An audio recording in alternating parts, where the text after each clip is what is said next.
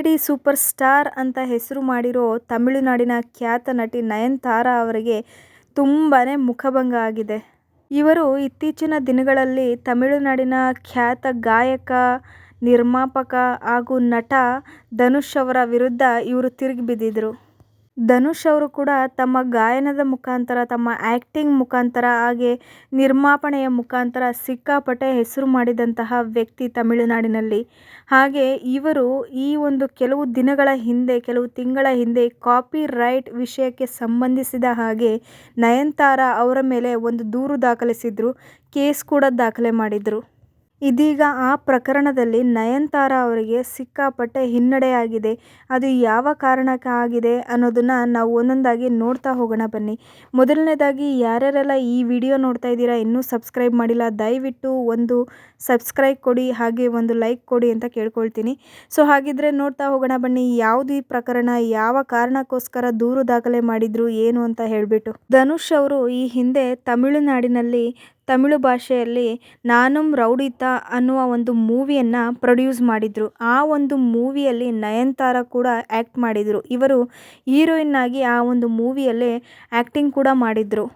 ಇದೇ ಸಿನಿಮಾದ ಡೈರೆಕ್ಷನನ್ನು ಅವರ ಪತಿ ವಿಘ್ನೇಶ್ ಅವರು ಕೂಡ ಮಾಡಿದರು. ಸೊ ಡೈರೆಕ್ಷನ್ ಇವರ ಗಂಡ ಮಾಡಿದರು, ಆ್ಯಕ್ಟಿಂಗ್ ಇವರೇ ಮಾಡಿದರು ನಟಿಯಾಗಿ, ನಿರ್ಮಾಪನೆ ಮಾತ್ರ ಧನುಷ್ ಅವರು ಮಾಡಿದರು.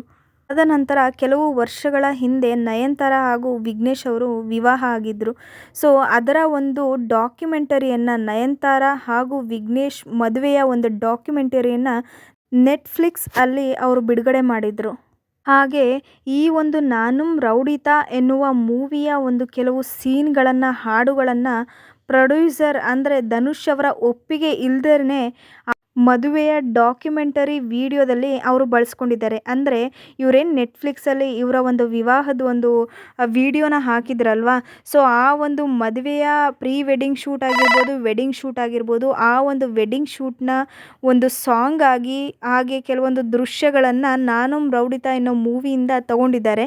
ಆದರೆ ಇದರ ಒಂದು ಕಾಪಿರೈಟ್ ಆಗಿರ್ಬೋದು, ಇದರ ಒಂದು ಪರ್ಮಿಷನ್ನ ಪ್ರೊಡ್ಯೂಸರ್ ಆಗಿರುವಂತಹ ಧನುಷ್ ಅವರ ಬಳಿ ಯಾವುದೇ ರೀತಿಯ ಒಂದು ರಿಕ್ವೆಸ್ಟನ್ನು ಕೇಳಿಲ್ಲ ಅಥವಾ ಯಾವುದೇ ರೀತಿಯ ಪರ್ಮಿಷನ್ ಕೂಡ ತಗೊಂಡಿಲ್ಲ, ಹಾಗೆಯೇ ಬಳಸಿಕೊಂಡಿದ್ದಾರೆ. ಸೊ ಇದೇ ಒಂದು ಕಾರಣಕ್ಕಾಗಿ ಧನುಷ್ ಅವರು ಕೂಡ ಕಾಪಿ ರೈಟ್ಸ್ ಸಂಬಂಧಿಸಿದ ಹಾಗೆ ಕೋರ್ಟ್ ಮೆಟ್ಟಿಲೇರಿದ್ರು. ಅದೇ ರೀತಿ ನಯನತಾರಾ ಅವರು ಕೂಡ ಏನು ಇವರು ಹಕ್ಕುಸ್ವಾಮ್ಯ ಅರ್ಜಿಯನ್ನು ಹಾಕಿದ್ರಲ್ವ ಧನುಷ್ ಅವರು, ಸೊ ಅದರ ವಿರುದ್ಧವಾಗಿ ಇವರು ಕೂಡ ಒಂದು ಅರ್ಜಿಯನ್ನು ಹಾಕುವುದರ ಮುಖಾಂತರ ಈ ಒಂದು ಧನುಷ್ ಅವರ ಅರ್ಜಿಯನ್ನು ರದ್ದು ಮಾಡಬೇಕು ಅಂತ ಹೇಳಿಬಿಟ್ಟು ಇವರು ಕೂಡ ಒಂದು ಅರ್ಜಿಯನ್ನು ಮದ್ರಾಸ್ ಹೈಕೋರ್ಟ್ಗೆ ಸಲ್ಲಿಸಿದರು. ಆದರೆ ಇಲ್ಲಿ ಮದ್ರಾಸ್ ಹೈಕೋರ್ಟ್ ಬಂದು ಧನುಷ್ ಅವರ ಅರ್ಜಿಯನ್ನು ಸ್ವೀಕರಿಸಿ ನಯನತಾರಾ ಅವರ ಅರ್ಜಿಯನ್ನು ನಿರಾಕರಿಸಿ ತಳ್ಳಿ ಹಾಕಲಾಗಿದೆ.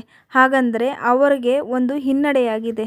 ಧನುಷ್ ಅವರ ಒಪ್ಪಿಗೆ ಇಲ್ಲದೆ ಕೆಲವು ಸೀನ್ಗಳನ್ನು ಬಳಸಿರುವಂತಹ ಕಾರಣ ಸೊ ಅವರು ಈ ಒಂದು ಡಾಕ್ಯುಮೆಂಟರಿಯಿಂದ ಆ ಹಾಡುಗಳನ್ನು ಹಾಗೆ ಆ ಮೂವಿ ಸೀನ್ಗಳನ್ನು ರಿಮೂವ್ ಮಾಡುವಂತೆ ರಿಕ್ವೆಸ್ಟ್ ಮಾಡಿದರು.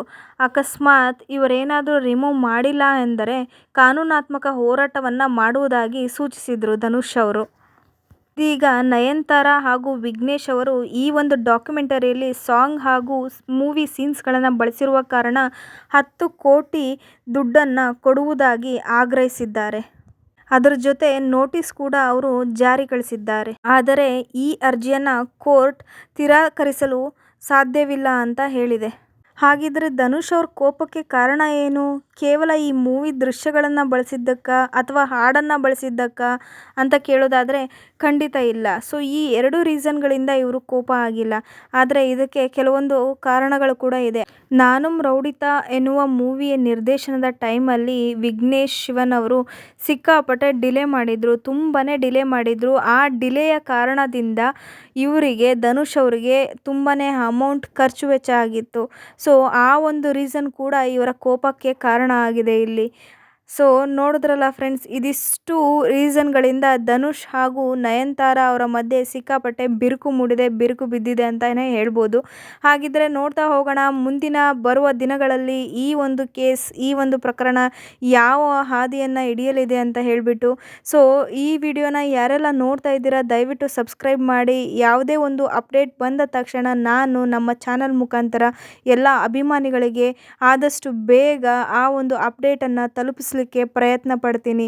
ಸೊ ಈ ವಿಡಿಯೋ ಎಲ್ರಿಗೂ ಇಷ್ಟ ಆಗಿದೆ ಅಂತ ಅಂದ್ಕೊಳ್ತೀನಿ. ದಯವಿಟ್ಟು ಲೈಕ್ ಮಾಡಿ, ಶೇರ್ ಮಾಡಿ, ಸಬ್ಸ್ಕ್ರೈಬ್ ಮಾಡಿ. ನಾನು ನಿಮಗೆ ಸಿಗ್ತೀನಿ ಮತ್ತೊಂದು ವಿಡಿಯೋ ಅಥವಾ ವಿಡಿಯೋ ಅಪ್ಡೇಟ್ ಮುಖಾಂತರ.